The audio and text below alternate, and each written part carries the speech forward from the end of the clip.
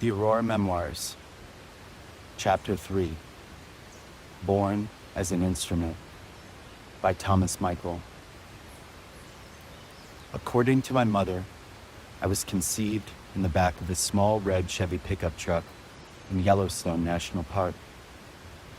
I still remember riding in the back of this truck the first few years of my life, sometimes in the center between my parents, sometimes in my car seat in the back, staring out the pickup truck cover, looking at the beautiful landscapes as we traveled so often, giving a voice to the forest, giving a voice to the dawn, giving a voice to the wilderness and the land that he lived on. Oh, Montana, give this child a home. Give him the love of a good family and a woman of his own. Give him a fire in his heart. Give him a light in his eyes.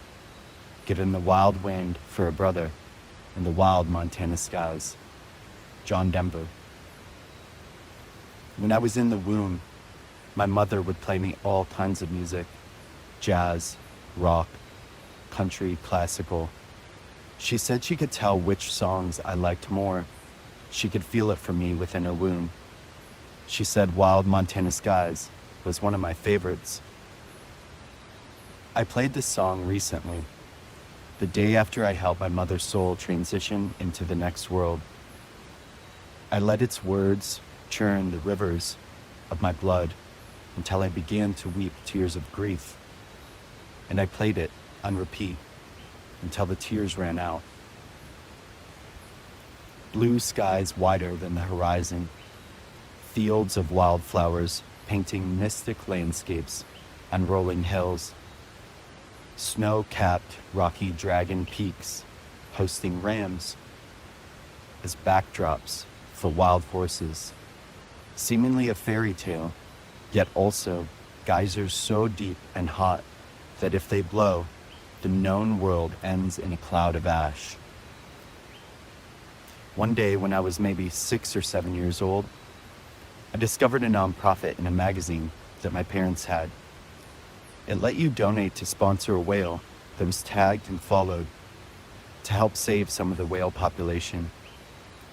A few weeks later, I walked to the mailbox at the end of the driveway with my mother.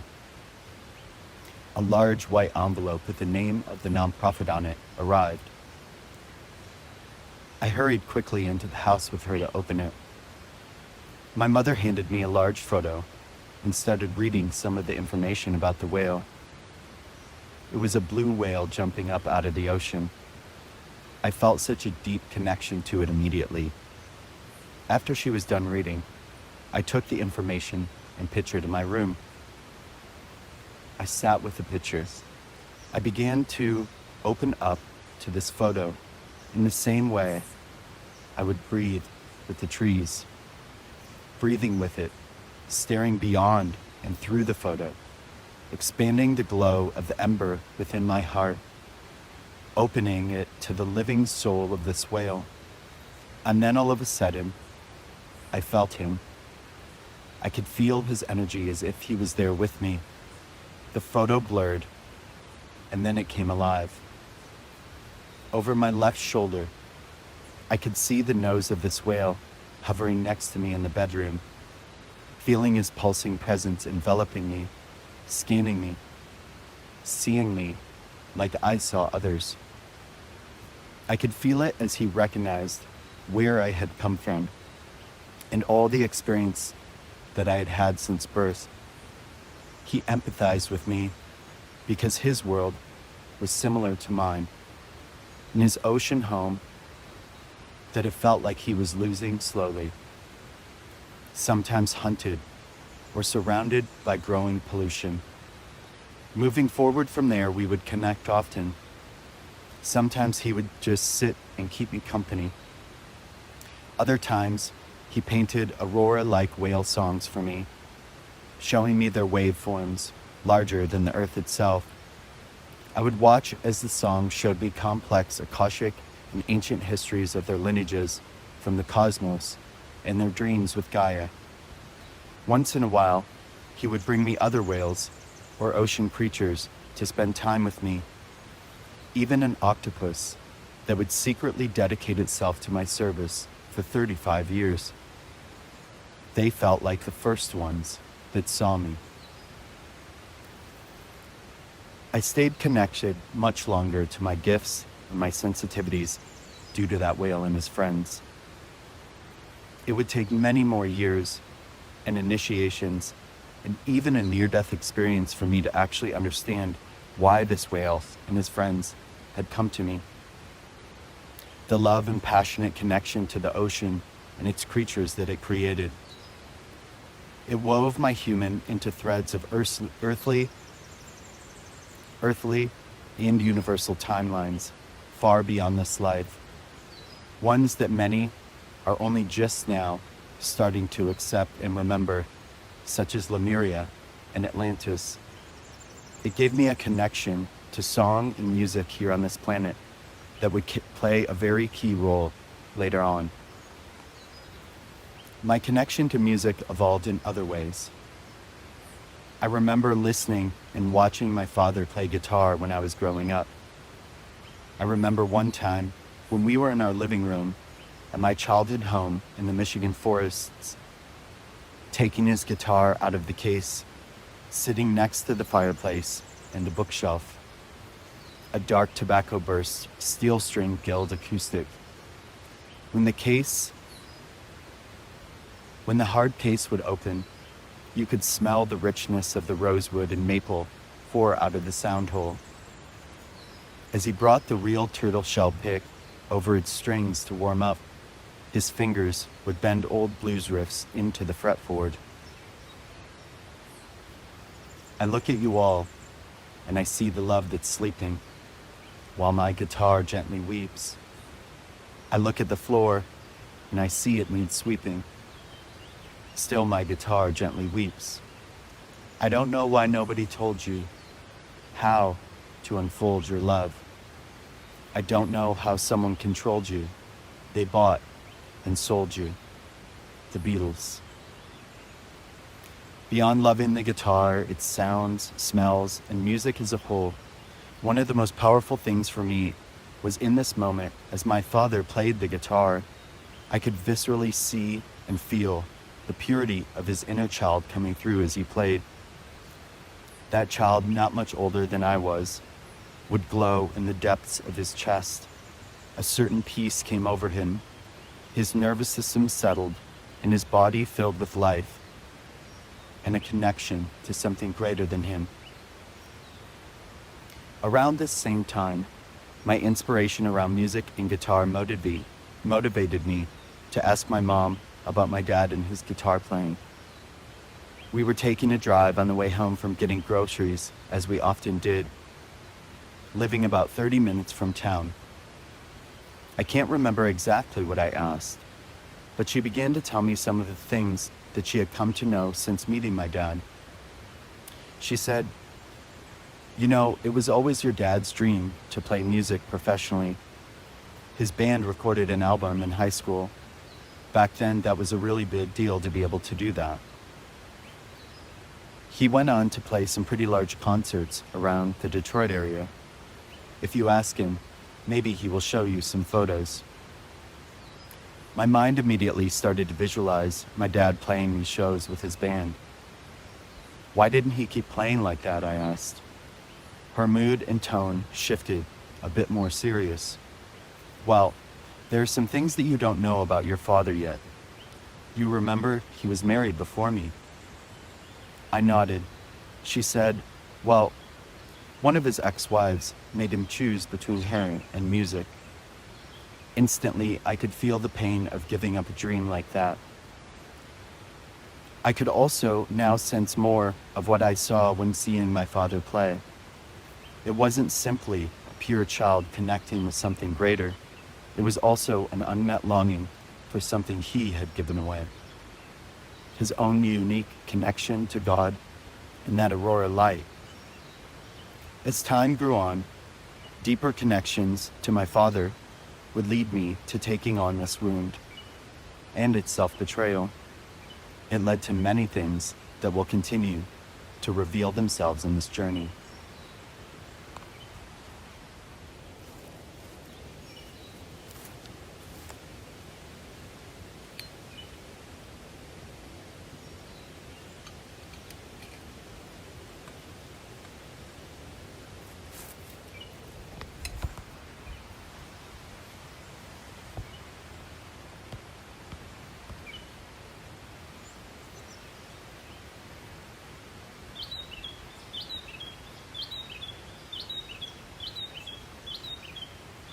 I loved his steel string guitar.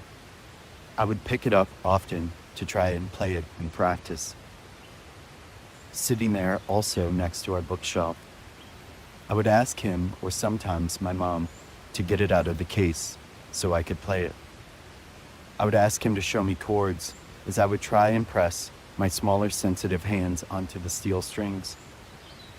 The strings would dig into my skin as I tried to press them down enough to get the notes to come out cleanly.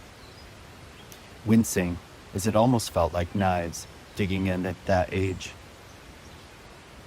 He would say, "You have to build up calluses and finger strength," beginning to talk about music theory, how the chords are composed by the notes. The inspiration was there, but the theory clashed with the purity of the part of me that simply wanted to express creativity, to feel the sounds of the music flowing through me. I would take the guitar and I would put it on my lap, just to begin to pick and play that way. I asked if I could just play it like this, but to someone learned in specific forms and methods, I could feel his resistance. After a few times of this, my sparking interest started to dwindle. Looking back at all this now, having since gone into the depths to face these wounds, freeing these dissonant notes of expression that have been woven into the chords of grief, I can see now how this too was more layers of my connection to Aurora's pure light, bending through the faceted angles of my developing personality, spiraling through the wounds in my genetic lineage. And just like the trees, where I once attuned to the melodies through the patterns of Father God flowing through me, this was replaced with my human father pouring out these musical patterns. Not too long after the time in which I had discovered the teachings of Don Juan, the local school band director came around to each new middle school children's house in the summer before they were to enter the 6th grade. He had made an appointment with my parents and showed up at our house one day. He sat down with me in our screened-in Florida room. My parents offered him a cup of coffee. They chatted for a moment. I could see his excitement at a new potential student with music running in the family lineage. He asked me if I wanted to play in the school band. I thought it over for a second, and while the school band didn't really excite me that much, being an excuse to play music in school and get a grade for it, I said yes. Then he asked me what I wanted to play. Still having hope for learning the guitar, I said guitar. He looked slightly disappointed and responded, "Well, you can't play guitar in the school band. We don't offer it." I looked at my parents, sort of disheartened. But then I asked, "Well, what can I play in the school band? I could also play in a regular band." He said, "Well, drums, of course." I looked at my parents, and they nodded in approval. I said, "Okay, I'll play the drums then." Very soon after this, my parents bought me my first drum set. What an unforgettable moment and gift to be given. We set the Tama brand 5-piece kit, complete with cymbals, up in our finished Barnes office room. After sitting down for just a minute to try and play it and see what it sounded like, I got up and hurried over to put in my favorite CD at the moment into the boombox I had plugged in next to it. Van Halen, For Unlawful Carnal Knowledge. How poetic. As I sat down and the song began to play, it was like the music just took over my body.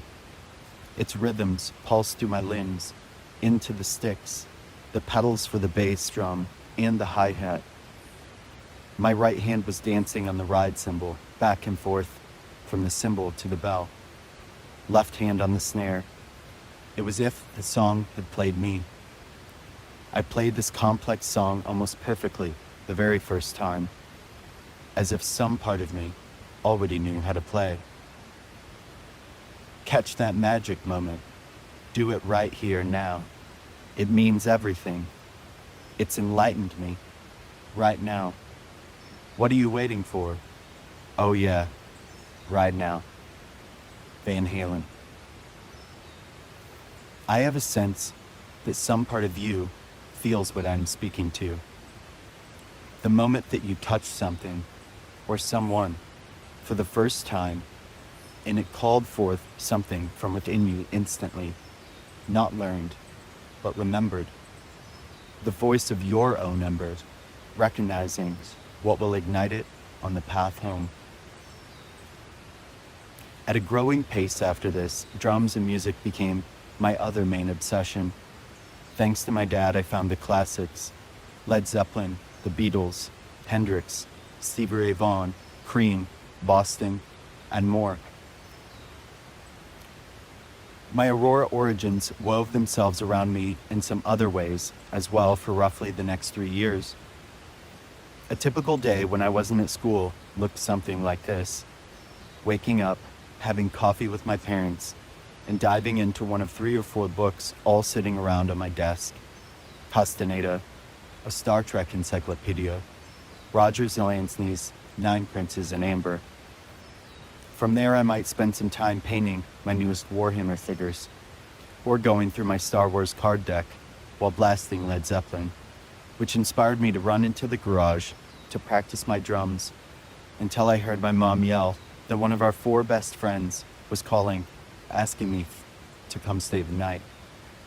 Then I would pack up and head over to his house for video games or maybe a role-playing game. During this time, a sort of split began to happen within me. Parts of me, things more connected to Aurora light and my own spiritual path, began to hide. I even began to come ashamed of them around some of my friends.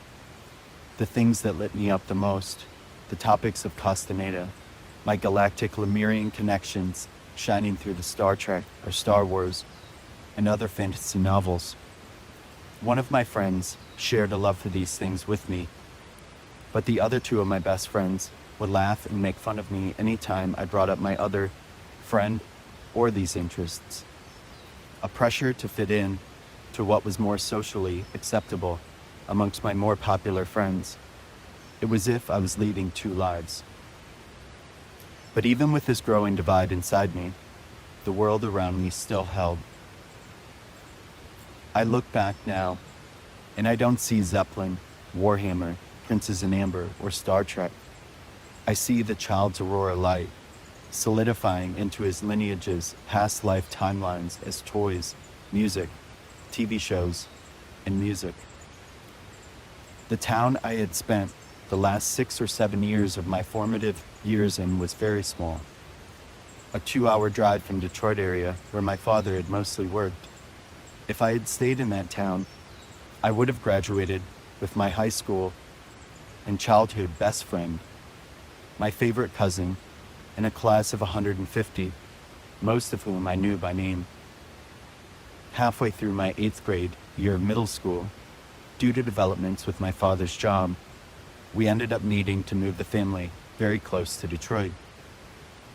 Because modern society lost its rite of passage, God engineered one for me, only I wouldn't make it out alive.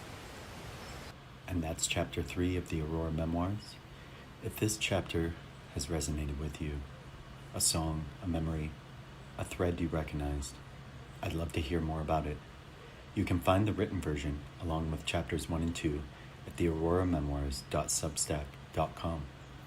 And I'm also sharing pieces of this work on Instagram at Aurora_Thomas_Michael.